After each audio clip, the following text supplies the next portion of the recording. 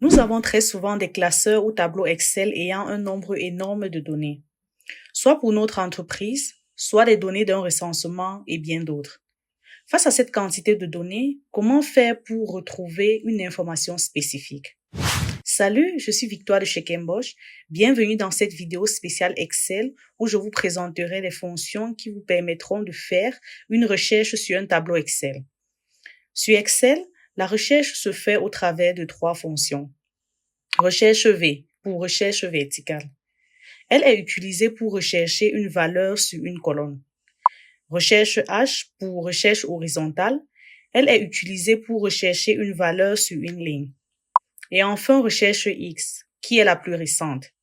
Elle est là pour remplacer les 2 premières car elle pallie à beaucoup de leurs manquements. Ce que je vous propose, c'est de cesser la théorie ici et maintenant. Je vous laisse vous installer et on se dit à tout de suite.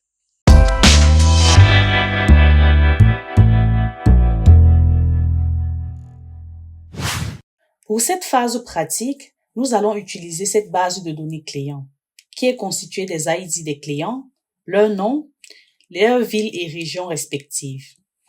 Alors, nous allons débuter avec la recherche verticale, qui est la recherche au travers des colonnes. Supposons que notre entreprise veut étudier ces 8 clients. Alors, pour cela, le responsable de l'entreprise vous demande les régions respectives de ces 8 clients. Il y a plusieurs manières de retrouver les régions.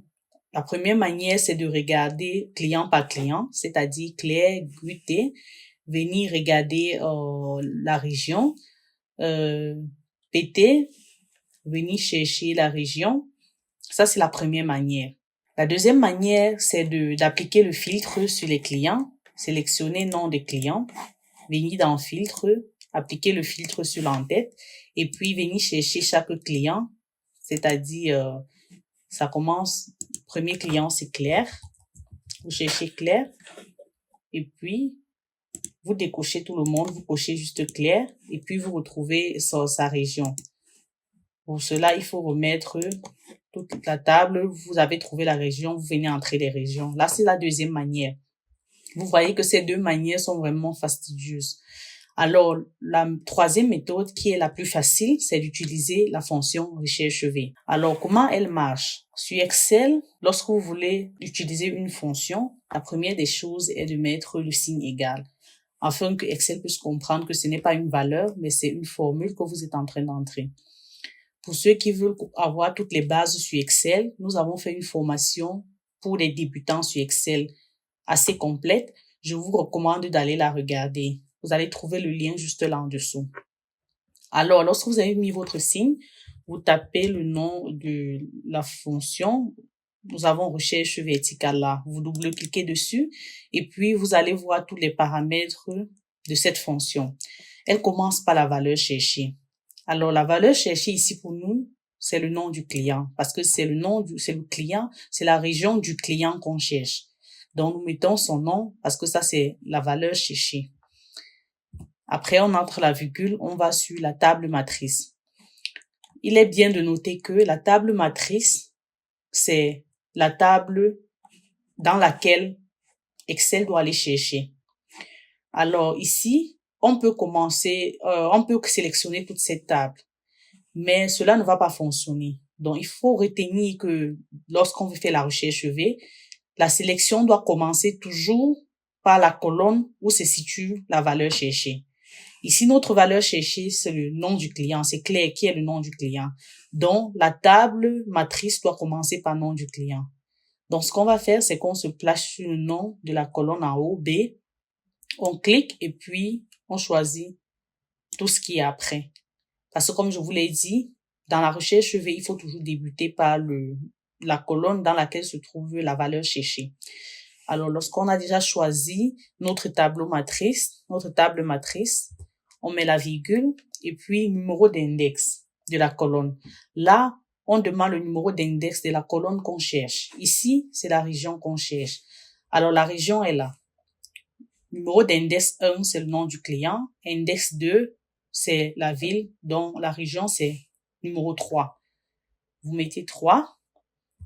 Et ensuite, on demande si vous voulez une correspondance approximative ou correspondance exacte. Nous choisissons la correspondance exacte. On double-clique dessus et ensuite, on ferme la parenthèse et on valide. Là, vous allez voir que la recherche V est partie dans le tableau. Effectuer la recherche et trouver la région qui correspond à Claire. Et avec une petite vérification, nous pouvons voir que ça a trouvé Sud. Directement, de manière très facile, nous pouvons coulisser là jusqu'en bas et puis automatiquement, ça va remplir les autres. Alors, on peut faire une petite vérification. On va sur Brad. Ici, ça a trouvé le centre. Alors, si on va là, on recherche Brad. Nous avons Brad et son là. Effectivement, sa région, c'est le centre. Donc, notre recherche a bien fonctionné. Donc, voilà comment est-ce que vous pouvez utiliser la recherche V pour pouvoir faire une recherche dans une base de données qui a des millions et des millions de données. Vous faites votre petit tableau avec votre valeur cherchée, vous appliquez juste la formule en respectant les différents paramètres et puis vous aurez votre résultat. Concernant la recherche horizontale, nous avons besoin d'une table horizontale parce que la recherche se fait au travers des lignes. Alors, nous avons transposé notre table précédente, donc c'est toujours la table client dans laquelle nous avons l'ID des clients, le nom des clients, ville et région respectives. Alors, nous voulons toujours, au travers de cette table, nous voulons rechercher, ayant le nom des clients, leur région respective. Alors, le process est presque le même que celui de la recherche V. Nous allons débuter avec notre signe égal, puis nous allons taper notre fonction et puis la sélectionner, double-cliquer dessus. Le premier élément, c'est la valeur cherchée. La valeur cherchée est la valeur de base sur laquelle on s'appuie pour faire la recherche. Ici, notre valeur de base, c'est le nom du client et on veut rechercher la région. Donc, on sélectionne le nom du client en question. Ensuite, il faut le tableau. Ici, notre tableau, nous allons sélectionner et comme on l'a dit précédemment, il faut toujours débuter par la valeur de base pour aller vers la valeur cherchée. Donc là, nous avons la valeur de base et puis jusqu'à la valeur cherchée. Ici, vous pouvez continuer s'il y a d'autres valeurs, mais la seule condition est de débuter avec la valeur de base. Ici, qui est pour nous ici le nom du client. Donc après la sélection, nous mettons virgule. Le prochain élément est le numéro de l'index de la ligne, parce qu'ici on parle des lignes.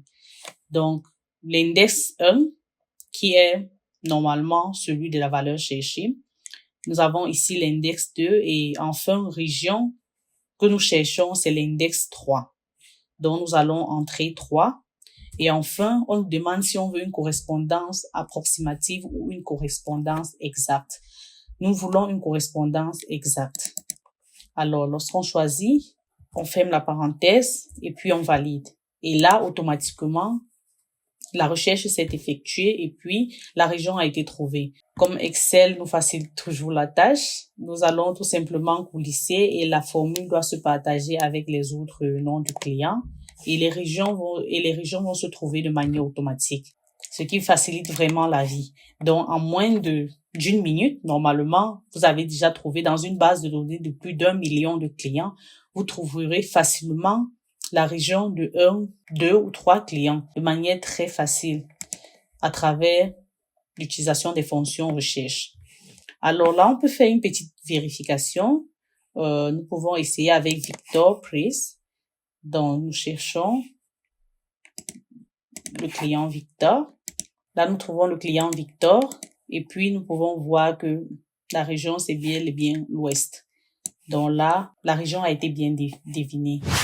Maintenant que nous savons comment fonctionnent recherche V et recherche H, nous avons également identifié leurs différentes limites qui ne sont pas du tout négligeables. Premièrement, ces fonctions ne recherchent pas une correspondance exacte. Nous devons spécifier à chaque fois le 4e paramètre pour activer l'exact match. Deuxièmement, elles fonctionnent en indiquant un numéro d'index, numéro de colonne pour la recherche V et numéro de ligne pour la recherche H. ce qui empêche une potentielle suppression ou insertion de colonnes ou de lignes. Parce que si nous supprimons ou si nous insérons une ligne ou une colonne, le numéro d'index ne sera plus le même et nous allons obtenir un message d'erreur sur la formule que nous avons écrite. Et troisièmement, elle ne regarde exclusivement que vers la droite ou vers le bas, en commençant par la colonne ou la ligne correspondante à la valeur cherchée. Ce qui est aussi très contraignant parce que ça vous empêche de pouvoir élargir votre plage de données ou manipuler vos données ou modifier vos données comme vous voulez. La recherche X vient pallier à tous ces problèmes. Cette fonction recherche une plage ou un tableau, puis renvoie l'élément correspondant à la première correspondance trouvée. Si aucune correspondance n'existe, la recherche X peut renvoyer la correspondance la plus proche, c'est-à-dire la correspondance approximative. La syntaxe de cette recherche se définit comme suit. Vous avez le signe égal, bien évidemment, vu que c'est une fonction. Vous tapez recherche X. Ensuite, le premier élément est la valeur cherchée, qui est une valeur obligatoire. Si cette valeur est omise, la recherche X renvoie les cellules vides qu'il trouve dans le tableau cherché. Donc, il est nécessaire d'entrer cette valeur et elle a la même fonctionnalité que dans la recherche V et la recherche H, c'est-à-dire c'est la valeur de base sur laquelle on s'appuie pour chercher une autre valeur. Ensuite, nous avons tableau recherche, qui est aussi un champ obligatoire. Ici, c'est le tableau ou la plage à rechercher. Ici, vous sélectionnez uniquement la plage à rechercher, c'est-à-dire la plage dans laquelle se trouve la valeur à rechercher. Et ensuite, nous avons comme troisième élément le tableau renvoyé. Ici, vous allez sélectionner aussi le tableau qui correspond à la valeur que vous voulez renvoyer. Alors, vous voyez que ici, ce n'est plus un jeu de tableau comprenant à la fois la valeur cherchée et la valeur qu'on veut chercher, mais ici, c'est divisé en deux différents paramètres. Nous avons le tableau de recherche pour la valeur de base et le tableau renvoyé pour la valeur dont on veut trouver l'élément correspondant. Ensuite, nous avons si non trouvé. Vraiment, ce paramètre est facultatif. Lorsqu'une correspondance valide n'est pas trouvée, renvoyez le test si non trouvé que vous fournissez. Donc, vous pouvez fournir un test. Si aucune correspondance valide n'est retrouvée et que si non trouvé est manquant, vous allez voir l'insigne NA pour dire valeur manquante par défaut d'Excel. Mais vous pouvez entrer, personnaliser votre valeur. Ensuite, nous avons mode correspondance qui est aussi facultatif. Ici, vous spécifiez le type de correspondance. Si vous mettez 0, cela signifie que vous voulez une correspondance exacte. C'est-à-dire, si aucun n'est trouvé, ça vous retourne une valeur manquante. Si vous mettez -1, vous voulez une correspondance exacte. Si aucun n'est trouvé, ça va vous retourner l'élément suivant le plus petit. Si c'est 1, c'est aussi une correspondance exacte. Et si aucun n'est trouvé, cela vous retournera le prochain article plus grand. Mais si vous mettez 2, ça fait une correspondance générique, c'est-à-dire ça va soit un dièse, soit une interrogation ou qui a une signification particulière. Ensuite, nous avons mode recherche qui est aussi facultatif. Ici, vous spécifiez le mode de recherche à utiliser. 1 veut dire effectuer une recherche à partir du premier élément. Il s'agit de la valeur par défaut. -1, c'est effectuer une recherche inversée en commençant par le dernier élément. 2, c'est effectuer une recherche binaire qui repose sur le tri du tableau. Et -2, c'est effectuer une recherche binaire qui repose sur le tri du tableau aussi, mais dans l'ordre décroissant, alors que 2, c'était dans l'ordre croissant. Alors, voilà comment fonctionne la recherche X. Et il est bien de noter que cette recherche X n'est disponible que sur Excel 2016 et Excel 2019. Nous voici rendus au terme de cette vidéo. J'espère sincèrement qu'elle vous aidera et vous sera très utile dans la manipulation de vos données Excel. Si cette vidéo vous intéresse, n'hésitez pas à mettre un pouce bleu ou encore mieux, abonnez-vous et partagez. Merci et à la prochaine pour une prochaine vidéo.